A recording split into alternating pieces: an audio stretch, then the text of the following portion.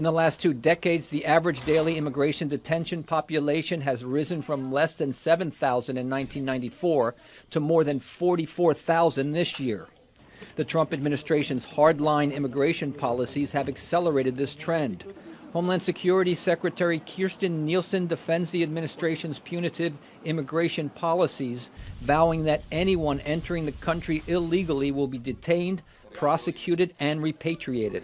Wanting a job is not a basis for asylum under U.S. law. But the American Immigration Council, an independent advocacy group, says these policies have produced increased human rights violations because of forced family separations, inhumane detention conditions, and the lack of access to legal counsel. We're talking about basic human rights and the bare minimum of legal protections that anyone in any detention should enjoy. Earlier this year, President Trump's zero-tolerance policy, charging anyone who crossed the border illegally as a felon, resulted in children being separated from their parents. Trump halted it following a public outcry.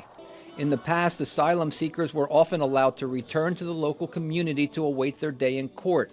But the Trump administration has increasingly moved to force them to remain in custody until their cases are resolved.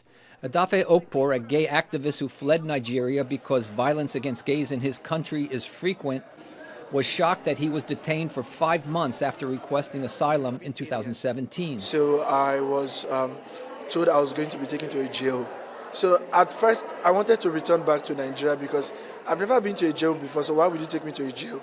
So it was like shocking for me. The American Immigration Council argues that detaining legitimate asylum seekers is mostly unnecessary. And a lot of the people who are in detention facilities are not flight risks, they're not dangerous to the community.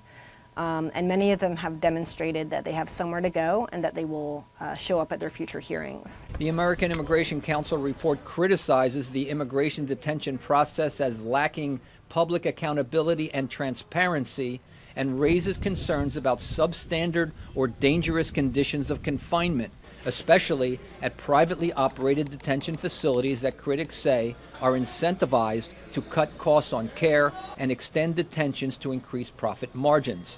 Brian Padden, VOA News, Washington.